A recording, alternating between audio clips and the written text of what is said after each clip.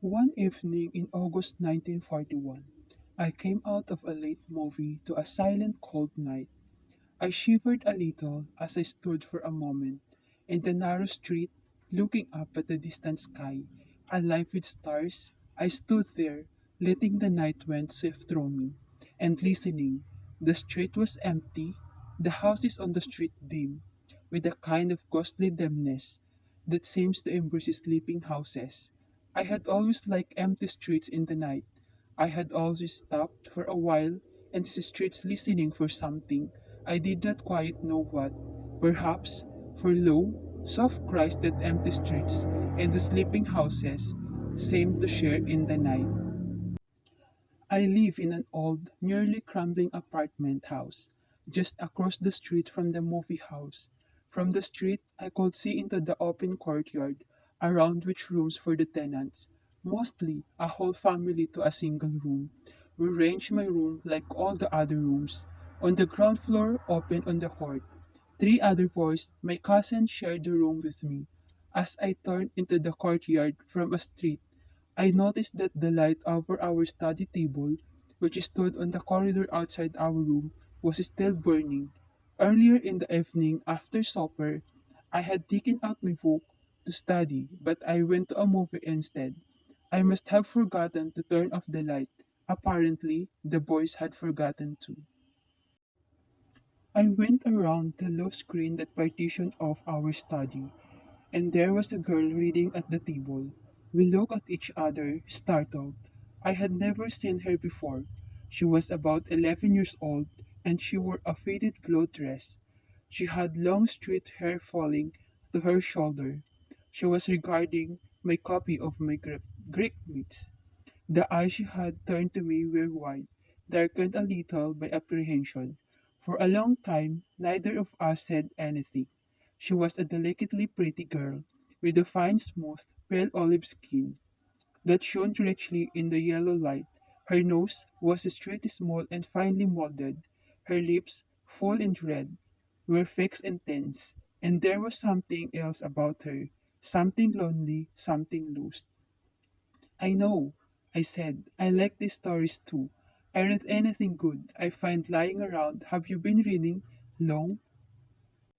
Yes, She said, not looking at me now. She get up slowly, closing the book. I'm sorry. Don't you want to read anymore? I asked her, trying to smile, trying to make her feel that everything was all right. No, thank you. Oh, yes, I said, picking up the book. It's late. You also be in bed, but you can take this alone. She hesitated, hanging back. Then, shyly, she took the book, brought it to her side. She looked down at her feet, uncertain as to where to turn. You live here? I asked her. Yes, What room? She turned her face and nodded towards the far corner, across the courtyard to a little room near the communal kitchen. It was the room occupied by the janitor, a small square room with no windows except for a transom above door. I undressed, turned off the light, and lay in bed, dreaming of faraway things. I was 21 and had a job for the first time. The salary was not much, and I lived in a house that was slowly coming apart. But life seemed good, and in the evening, when the noise of living had died down, and you lay safe in bed, you could dream of better times, look back and ahead, and find that life could be gentle even with the hardness. And afterwards, when the night had grown colder, and suddenly you felt alone in the world, adrift, caught in a current of mystery that came in the hour between sleep and waking. The vaguely frightening loneliness only brought you closer to everything, to the walls and the shadows on the walls, to the other sleeping people in the room, to everything within and beyond this house, this street, this city, everywhere. I met Maria again, one early evening, a week later, as I was coming home from the office. I saw her walking ahead of me, slowly, as if she could not be too careful. and with a kind of grown up voice that was somehow touching. But I did not know it was Maria until she stopped and overtook her. She was wearing a white dress that had been old many months ago. She wore a pair of brown sneakers that had been white once. She had stopped to look at the posters of pictures advertised of coming to our neighborhood theater. Hello, I said, trying to sound casual. She smiled at me and looked away quickly. She did not say anything, nor did she step away. I felt her shyness, but there was no self consciousness, none of the tenseness and restraint on the night we first met. I stood beside her, looked at the pictures, tacked to a title board, and tried whistling a tune. She turned to go, hesitated, and looked at me full in the eyes. There was again the wide-eyed and sad stare. I smiled, feeling a remote desire to comfort her, as if would do any good as if it was comfort she needed. I'll return your book now. She said, "You finish it?" Yes. We walked down the shadowed street, Magallanes Street in Intramuros. Like all the other streets, there was not wide enough, hemmed by old, mostly unpainted houses, clumsy and unlovely, even in the darkening light of the fading day. We went into the apartment house and I followed her across the court. I stood outside the door, which she closed carefully. After her, she came out almost immediately and put in my hands the book of Greek myths. She did not look at me as she stood straight and remote. "My name is Felix," I said. She smiled suddenly. It was a little smile, almost an unfinished smile, but somehow it felt special, something given from way deep inside in sincere friendship. I walked away whistling. At the door of my room, I stopped and looked back. Maria was not inside. Her door was firmly closed. August 1941 was a warm month. The hangover of summer still permeated the air, especially in Intramuros.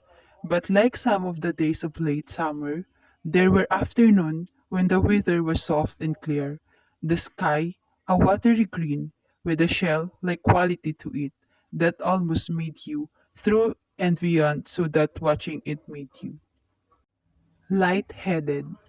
I woke out of the office one day into just such an afternoon. The day had been full of grinding work, like all the other days past. I was tired. I walked slowly towards the far side of the old city, where traffic was not heavy. On the street there were old trees, as old as the walls that enclosed the city. Halfway towards school, I changed my mind and headed for the gate that led out to the Bonifacio Drive. I needed stiffer winds, wider skies. I needed all of the afternoon to myself.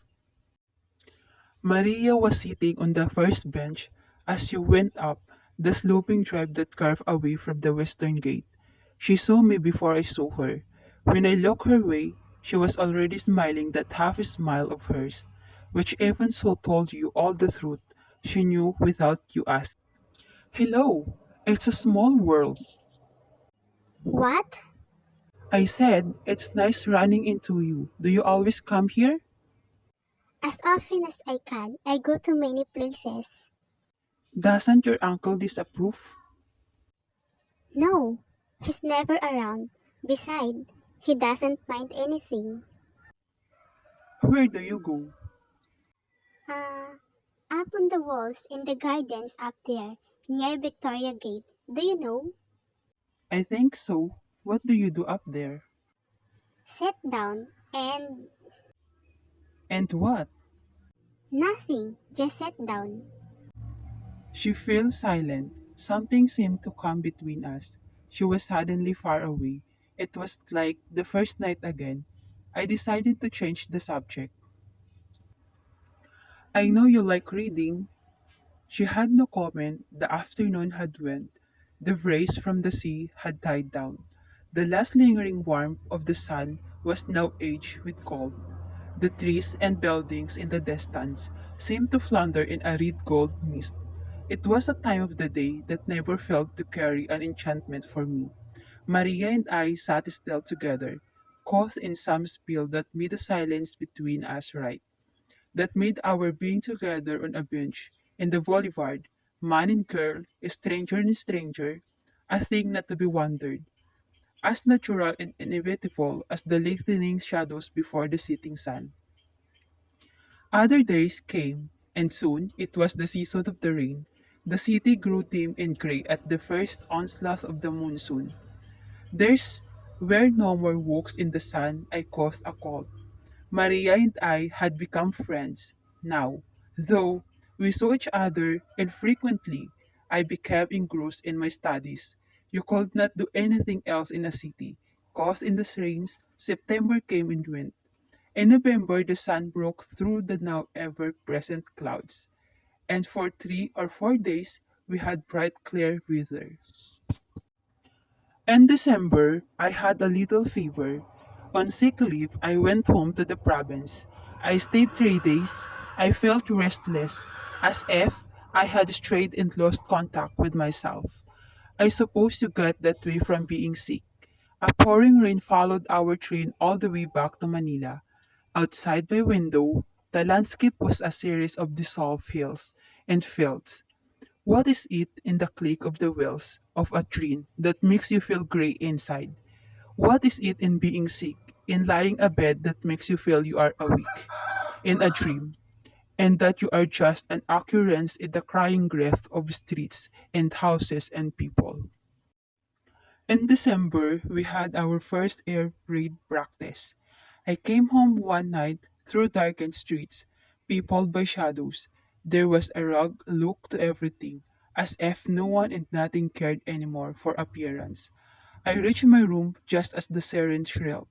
I undressed and got into my old clothes. It was dark, darker than the moment after moon set. I went out on the corridor and sat in a chair. All around me were movements and voices, anonymous and harsh, even when they laughed. I sat still, afraid and cold. Is that you, Felix? Yes, Maria. She was standing beside my chair, close to the wall. Her voice was small and disembodied. In the darkness, a chill went through me. She said nothing more for a long time. I don't like the darkness.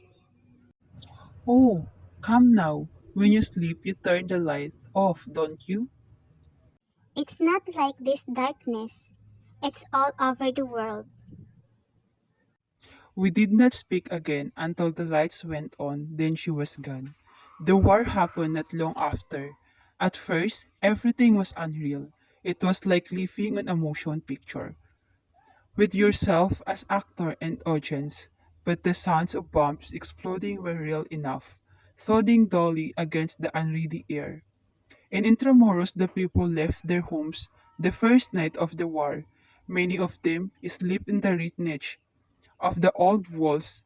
The first time they heard the sirens, screams in earnest. That evening, I returned home to find the apartment house empty.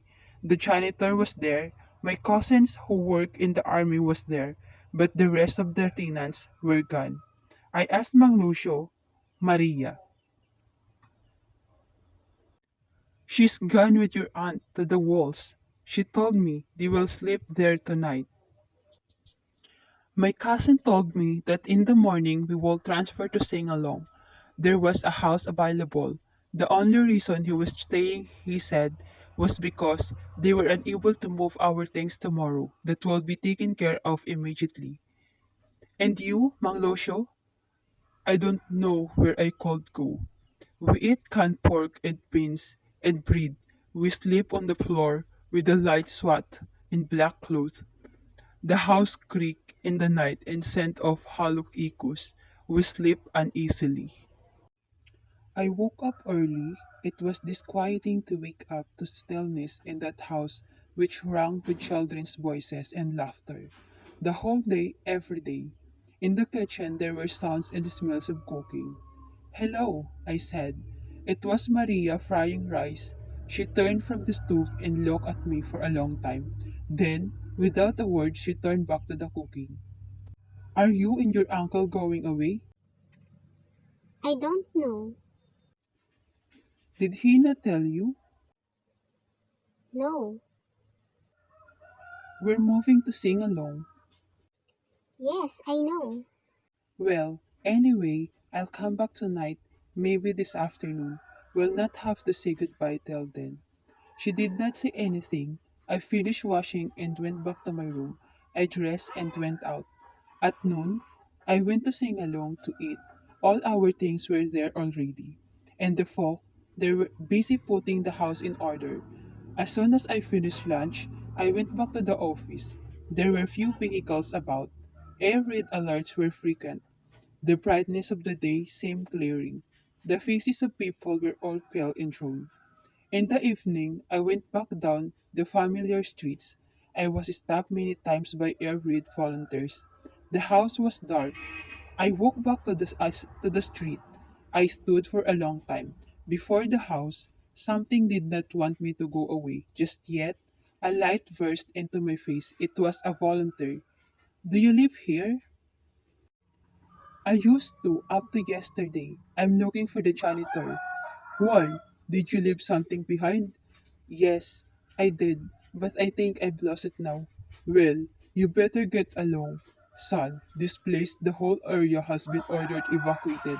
Nobody lives here anymore. Yes, I know. I said, nobody.